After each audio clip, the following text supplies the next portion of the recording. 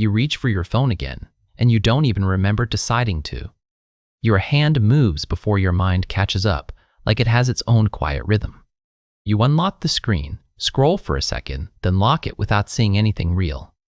A minute later, the same hand reaches again, chasing something it cannot quite name. This is not weakness, and it is not a lack of discipline inside you. Psychology suggests your phone is not the addiction, it is only the delivery system. The real pull is something deeper, quieter, and far more human than most people realize. By the end of this, you will understand the hidden pattern behind every check. You will see why your brain craves it and how to gently take that power back. Most people think they check their phone because they might miss something important. But underneath, they are not checking for messages. They are checking for emotional regulation. Every glance is a tiny attempt to soothe a feeling you have not fully noticed yet. Boredom, anxiety, loneliness, pressure, restlessness, all of it gets quietly outsourced to a screen. Your nervous system learned that the phone offers a fast, predictable hit of relief. Over time, that relief became the default response to almost any uncomfortable inner moment.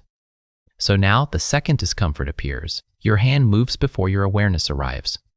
This is not a flaw in your character, it is a trained loop in your brain. And like any trained loop, it can be slowly rewired with awareness and small, consistent shifts. The first shift is simple but powerful, and it begins long before you touch the phone. You start by noticing the feeling that arrives 1 second before you reach for it. Pause and ask yourself quietly, what was I feeling right before my hand moved?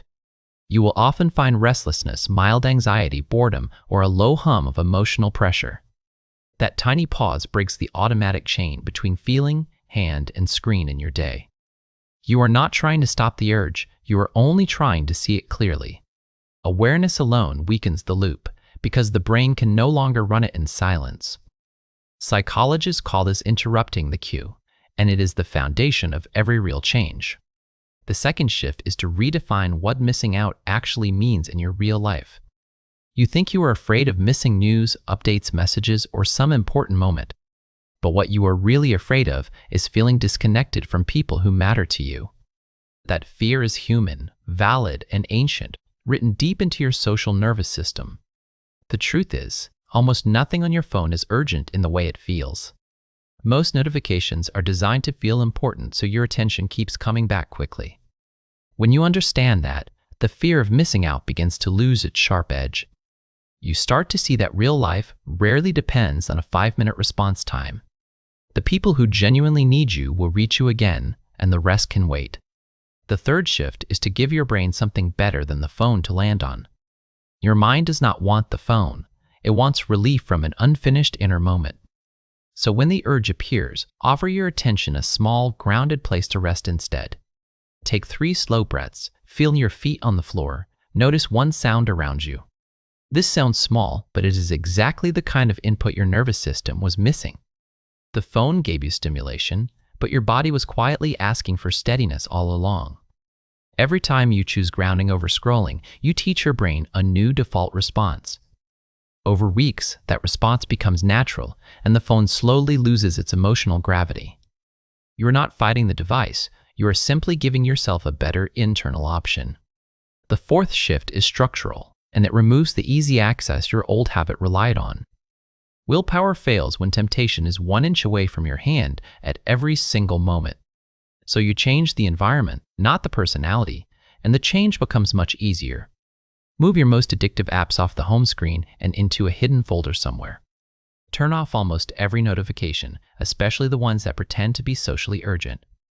Keep your phone out of reach during meals, conversations, work blocks, and the first hour awake. These small frictions add up, because each one forces a tiny pause before mindless checking. In that pause, your awareness has a chance to step in and choose something different. You are not punishing yourself, you are simply protecting your attention from being silently hijacked. Your attention is not a small thing. It is the raw material of your entire life. Where it goes, your energy, mood, identity, and sense of self quietly follow over time. The fifth shift is the deepest one, and it changes your relationship with stillness itself. Most phone checking is really an escape from a single uncomfortable feeling, being unstimulated. Modern life trains you to believe that a quiet moment is a wasted moment somehow. So the second nothing is happening, your hand reaches to fill the silence with noise. But stillness is not emptiness. It is the space where your real thoughts can finally breathe. When you stop filling every gap, your mind begins to settle, reflect, and reconnect with you. You start hearing what you actually feel, what you actually want, what you actually need. That voice was always there. It was just buried under 1,000 small digital interruptions. Letting yourself be bored sometimes is not weakness. It is one of the most underrated skills. It is how creativity returns, how clarity sharpens, and how your sense of self comes back online. You are not behind for craving stimulation. You are simply living inside a system designed for it. Every app on your phone was engineered by teams who study human attention very carefully. They know exactly which colors, sounds, and patterns pull your nervous system into a loop. So if you have struggled with this, it is not because you lack strength or discipline. You've been quietly competing against billion-dollar systems built to capture your focus daily. Knowing this is not an excuse, it is a relief, because it removes the shame. Shame keeps the habit alive, but understanding gives you the calm power to change it. You are not broken, you are not weak, and you are definitely not alone in this. You are a normal human nervous system responding exactly as it was trained to respond. And what was trained can be untrained, slowly, gently, with patience and small steady steps. Now here's the subtle part that most people miss when they try to change this. You do not need to quit your phone. You only need to change who is leading. Right now, the phone often leads, and your attention follows wherever the screen decides to pull. You want to flick that quietly, so your intention leads and the phone becomes only a tool. Before you unlock it, ask one short question: what am I actually opening this for? If you have a clear answer, open it, do what you came for, then close it. If you do not have a clear answer, that is a signal, not a moral failure. It means your nervous system is asking for something the phone cannot truly give you. Maybe rest, maybe connection, maybe movement, maybe a real breath, maybe a quiet, honest moment. Give yourself that instead, even for 30 seconds, and watch how the urge softens naturally. Over time, you will notice you check less, not because you are forcing yourself harder. You check less because the underlying feelings are being met in more honest, human ways. That is the real shift, and it is far more sustainable than any strict digital detox. You are not building a rule, you are building a relationship with your own attention.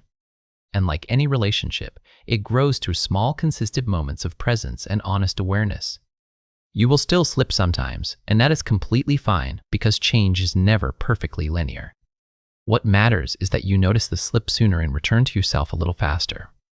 Each return rewires the loop slightly until one day the phone simply stops feeling magnetic. You will pick it up, use it for what you needed, and put it down without thinking. No internal struggle, no guilt, no compulsive pull, just a calm, clean, intentional interaction with technology. That is what freedom with your phone actually looks like in real, ordinary, everyday human life. It is not dramatic, not extreme, not a vow of silence, just a quiet return to yourself. And the things you were afraid of missing will turn out to be smaller than you imagined. What you were truly missing was your own presence, your own thoughts, your own slow inner life. That is what comes back when the screen stops being the first place your attention runs. You begin to notice the texture of the day, the faces around you, the small ordinary details. You begin to feel time again, instead of watching it disappear in 5-minute scroll sessions. You begin to feel like yourself again, not the version your feed quietly shaped over years. So the next time your hand reaches without thinking, pause for one short, honest second. Ask what you are really looking for, and offer yourself something more real than a screen. That single pause, repeated gently across your days, is how the entire pattern slowly comes undone. You are not trying to escape your phone, you are simply remembering who was here first. If this gave you a clearer way to see your own patterns, stay close to the channel. There is more quiet insight waiting, and your attention, when guided well, can change everything.